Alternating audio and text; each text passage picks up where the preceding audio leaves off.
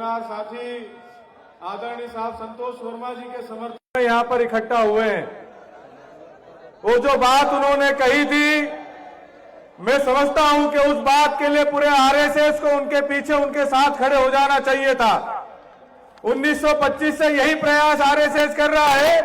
अगर आदरणीय संतोष वर्मा जी ने उस बात को आगे बढ़ा दिया तो क्या तकलीफ हो गई मनुवादियों को।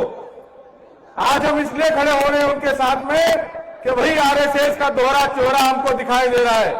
और आज हम सबको यहाँ भोपाल की इस धरती पर इकट्ठा होना पड़ा। वो जिस प्रकार से संतोष वर्मा साहब के खिलाफ ये सरकार षड्यंत्र करके उनको हटाना चाहती है, हम भी यह बता देना चाहते हैं कि जिस प्रकार से मोहन यादव जी आप हम लोगों के साथ में छल कपट कर रहे हो, षड्यंत्र कर रहे हो, हम समझते हैं।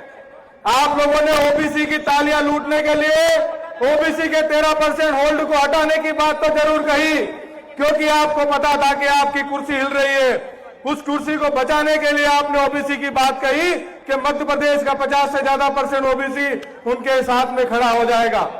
हम इस षड्यंत्र को समझते हैं। जिस प्रकार से मनुवादी व्यवस्था षड्यंत्र करती है, हमको इस बात को समझनी होगी और तभी समझ में हमारे आएगी जब हम शिक्षित होंगे, संगठित होंगे और संघर्ष करेंगे।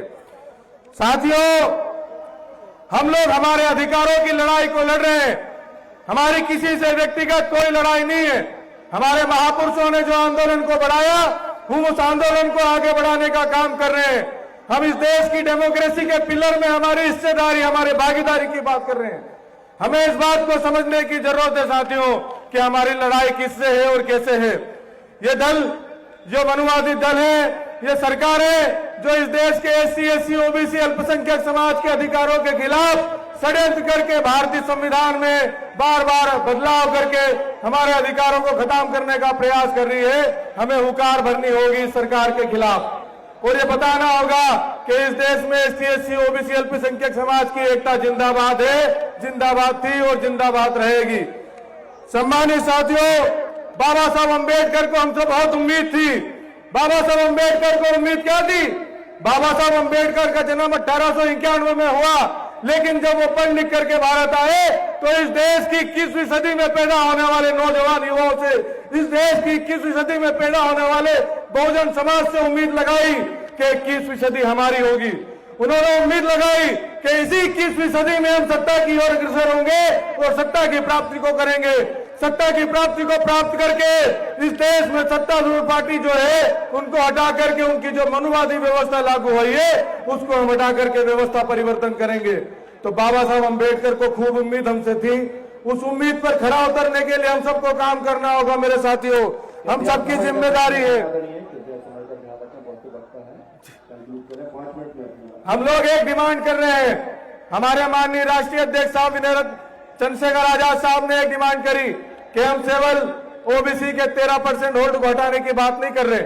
हम ओबीसी को इस देश में आरक्षण, जो राजनीतिक आरक्षण एससी, एससी को मिलता है, हम वो आरक्षण की भी बात कर रहे हैं। तो हमें वो भी ध्यान रखना है मेरे साथियों। इस देश की आजादी के लिए हमको लड़ना है। हम सब लोगों की जिम्मेदारी है कि जिसको हमारे साथियों को अधिकार नहीं मिला, उनके अधिकारों की लड़ाई हम सबको मिलकर के लड़ना होगी। बहुत बहुत धन्यवाद। जय भीम, जोहर, जिंदाबाद, जय मंडल। जी बहुत बहुत धन्यवाद आदरणीय। मैं आमंत्रित करूंगा हमारे बीच में पवन डाबर जी हैं, जैस के पवन डाबर जी अपनी बात रखें। पवन डाबर जगह ही किसने घेर ली? साथियों वो जगह खाली उधर किसको ना सभी साथी बैठ जाए, जिसको जहाँ जगह मिल रही बैठ जाए।